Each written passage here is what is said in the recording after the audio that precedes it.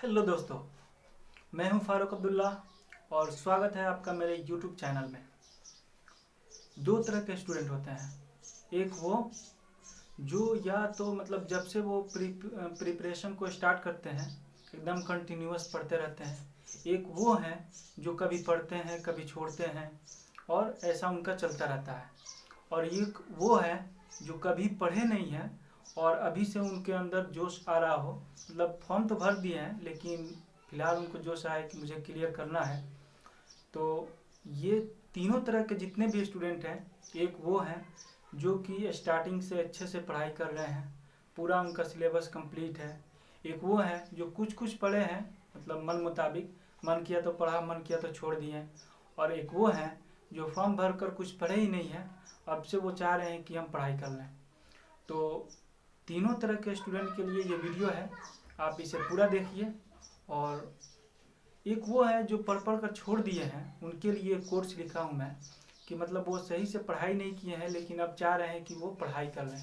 तो उनके लिए ये है कि you can't go back and change the beginning, but you can start where you are and change the ending.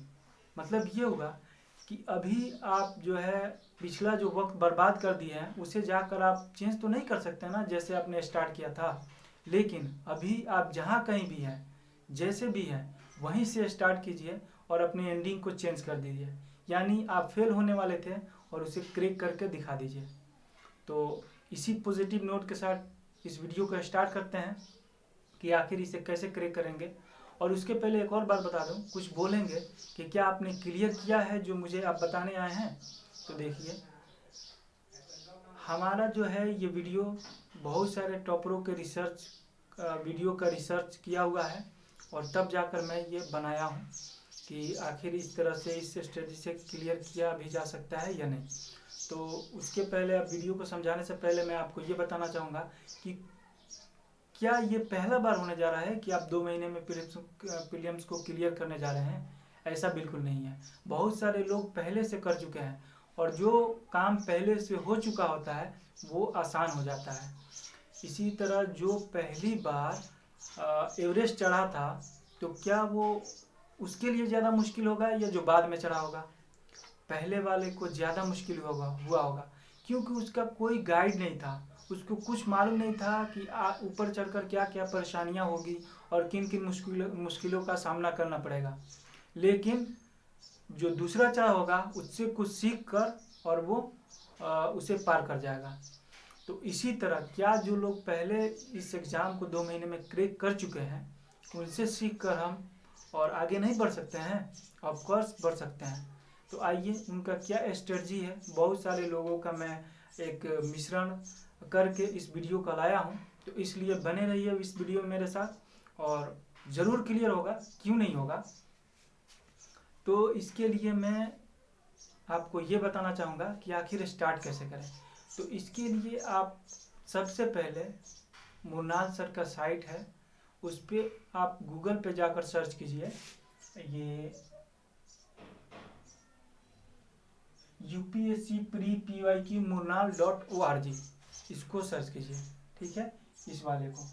और उसके बाद आप दिशा पब्लिकेशन का, अगर आपके पास प्रीवियस ईयर क्वेश्चन का 25 साल का जो क्वेश्चन बैंक होता है वो है तो ठीक है, अगर नहीं तो आप दिशा पब्लिकेशन का ऑर्डर कर लीजिए।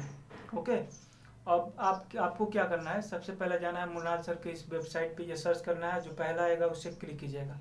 वहाँ पे मुरनाल सर जो है 2016 से लेकर 2019 तक का जितना भी क्वेश्चन रहता है उसको टॉपिक वाइज और सब्जेक्ट वाइज उसको आउटब्रेक करके और खूब अच्छे तरीके से समझाया है। तो आप उसको पूरी तसल्ली से पढ़िए और उस पर सोचिए। और क्वेश्चन को पढ़ना कैसे है कि आप कोई भी एक क्वेश्चन पिक करिए और फिर उसको पढ़िए और फिर जो ऑप्शन दिया रहता है उसमें सोचिए आप अपने माइंड में कि क्या ये सही हो सकता है, ये गलत हो सकता है, अगर गलत है तो क्यों है, सही है तो क्यों है। तो इस तरह से एक आप एनालाइज कीजिए और फिर जो आंसर आ रहा है फिर आंसर से मिलाइए, ठीक है। इस तरह से आप कर लेंगे तो एक बार आपको ये रिकॉल हो जाएगा दिमाग में कि आप सोचेंगे कि आखिर ये क्यों सही था और ये क्यों गलत था। इस तरह से आपके दिमाग में वो चीज़ है बैठ जाती है। और दूसरी बार क्या करना है कि जब आप पूरा पढ़ लें तो फिर क्वेश्चन याद कीजिए कि हाँ ये क्वेश्चन आया था और उसमें उसका आंसर ये होगा। इस तरीके से आपको 2 बार जो है वो आपके दिमाग में बैठ जाएगा। अब इसके आगे क्या करना है, आपको दिशा पब्लिकेशन जो बुक आपको आ जाएगा या कोई भी आपका जो क्वेश्चन बैंक है उसको उठाइए और उसको जिस तरह से ये हम बताए हैं ना उसी तरह से आप उसको पढ़िए और एनालाइज करके और उसका टॉपिक वाइज नोट्स बना लीजिए। ठीक है, कि जैसे कौन सा टॉपिक है, और एक जैसे मॉडर्न हिस्ट्री ले लीजिए। मॉडर्न हिस्ट्री का जो आप पूरा है एक तरफ से बना लीजिए, किस तरह से क्वेश्चन आए हैं, क्वेश्चन का आपको एक स्ट्रक्चर समझ में आ जाएगा कि आखिर यूपीएससी जो है फैक्ट पूछता है या एनालिसिस बेस पूछता है। तो फैक्ट नहीं पूछता है तो आपको फैक्ट पर उतना ध्यान देने की ज़रूरत नहीं होगी। तो इस तरह से आपको एक आइडिया हो जाएगा ओवरऑल कि हमें इस चीज़ पे ध्यान देना है पढ़ते वक्त। जब हम फ्रीडम इंडिया पढ़ेंगे तो हमें फैक्ट नहीं पढ़ना है, हमें एनालिसिस बेस्ड पढ़ना है। तो इस तरह से आपको एक पूरा आइडिया हो जाएगा कि किस तरीके से हमें किस चीज़ पर ध्यान देना है और किस पर नहीं देना है। तो इस तरह से आप क्वेश्चन बैंक को पढ़ लीजिए। अब करंट अफेयर्स भी होता है, क्योंकि हमने तो पूरा साल करंट अफेयर्स पढ़ा नहीं है। जो लोग पढ़े हैं वेल एंड गुड, उनके लिए बहुत अच्छा है, वो अपना उसी से रिवाइज करें। लेकिन जो नहीं पढ़े हैं वो विजन 365 का एक मटेरियल आता है, पीटी मटेरियल, इसे सर्च करें गूगल पे, आपको सारा का सारा 8-9 बुकलेट्स है, सरकारी स्कीम का हुआ या पॉलिटी का हुआ, इन्वायरमेंट का हुआ, सब एक साल का जितना करंट अफेयर्स है वो मिल जाएगा।